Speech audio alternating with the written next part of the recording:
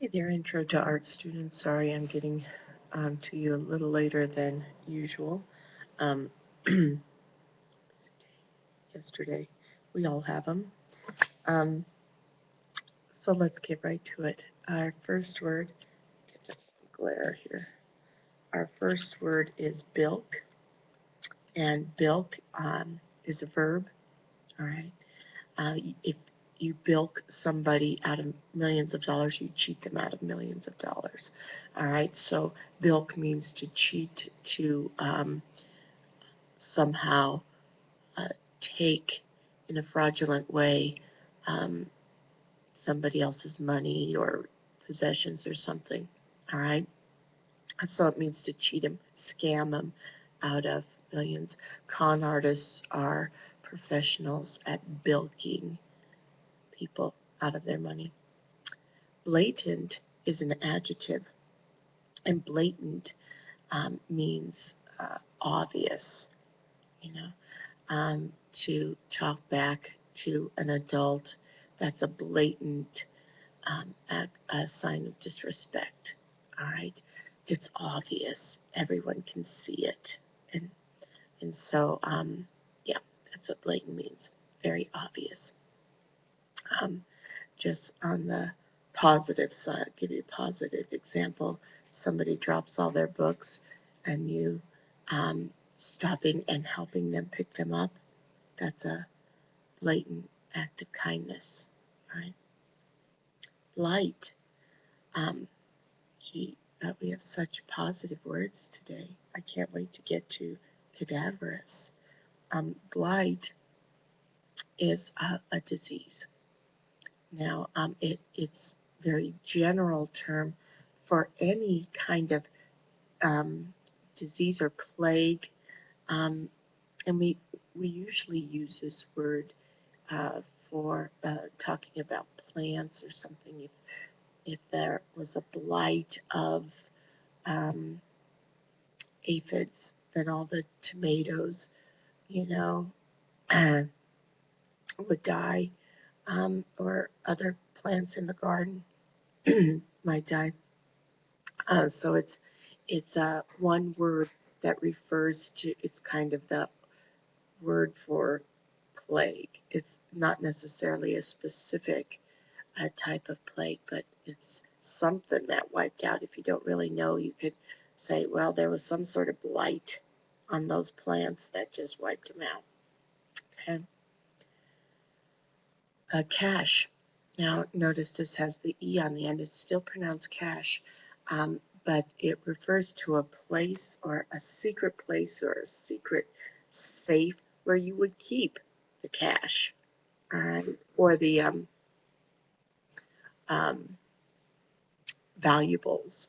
All right, um, and it's a secret place. All right, if I have a bunch of jewelry or something, I'm going to keep it in a secret cache, and so nobody will be able to find it. Okay. Here's the word cadaverous. Cadaver is the noun. We had an an OUS to it, and we get cadaverous, the adjective form. Now, cadaver we know is a dead or a body. Okay, um, and students who are going into the medical field, that they work on cadavers, all right, um, and to learn different things about the body. And so cadaverous means like dead-like.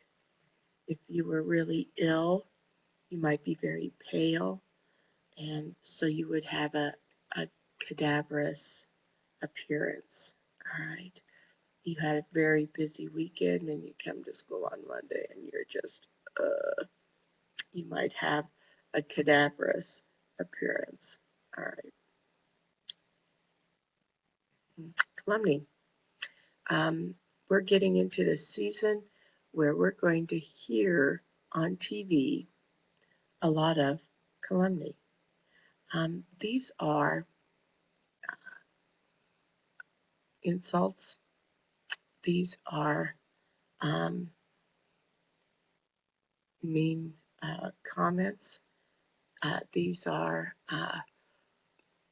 what the majority of political um, commercials are filled with, calumny. All right. And by and large, these are false, or they're twisted a little bit, and so um, politics is the main place where you will find this word being used. All right, because there's a lot of it going on. Careen, what a wonderful verb. Oh, and I didn't mention. I'm sorry. Let's go back. Calumny is a noun. Okay. Careen is a verb, a wonderful verb because it's so visual. You can see it in your mind's eye so easily. All right, because if a car careens, it's going so fast around a turn that it kind of goes on two wheels, and its tires are squealing. All right, that's careening around a curve. Now, you may have done this on a skateboard or something, or on a longboard, and you just kind of, you kind of go up, you're tilted, way to the side. You are careening around a curve. All right. So it doesn't mean just to turn a curve. It means to turn it with some speed, and even to the point of being on two wheels. Caricature. Caricature is a noun, and it's not just an art class where you might find caricatures, nor is it just in the newspaper where you might find caricatures, even though those are good places. Caricatures are drawings where the artist emphasizes or exaggerates different features of a person's face. All right, we see these in the newspaper with political figures. Artists do caricatures of them, and you can see it in art class. And you go to Casa Bonita, you could get a caricature done. And the artist will draw your face and exaggerate some prominent features on your face. Um, so if you're, I know with the presidents, they always a lot of times they have, you know, the ears that stick out, or if the ears are prominent, or if the nose is prominent, they'll exaggerate that feature. Okay. This happens in literature as well. Um, we could even say, legitimately, there's a legitimate argument for this, that Zaroff, General Zaroff, is a caricature. He's a literature, or he is a character where the author exaggerates his cruelty. He exaggerates his evil uh, side. All right, that's all we're meant to see, and he makes it bigger um, than than you know we could even imagine. All right, um, if you've read Tom Sawyer, Injun Joe is a caricature. All right, all we see is that one side of evilness and meanness, and it's exaggerated. All right, that's a caricature. Carnage.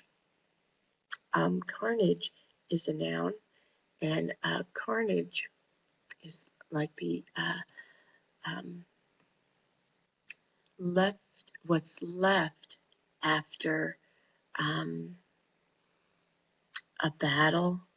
All right, all the devastation, all the death. That's the carnage. All right, that's the just negative leftovers, or the results of a battle, um, an attack of some sort. All right, that's the carnage. If or animal attack, sometimes on a safari, you'll come across a half-eaten gazelle or something like that.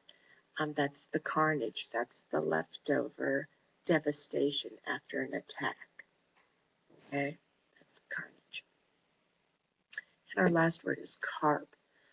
Carp, yes, it can be a noun. It can be a fish, but this curriculum wants you to look at other uses for words. So they're emphasizing the verb use, which means to nag, to complain. If you carp on an issue, you're like constantly complaining about it. Okay, that's a really kind of an easy one, unfortunately, to put into our to deposit in our word bank. If you get on one issue and it really bothers you, it's easy just to complain about it and complain about it and complain about it. Like your mean English teacher. You might carp on her to your parents all day, right? Let's take a look at the analogies, because I want to make sure you have a handle on the relationships.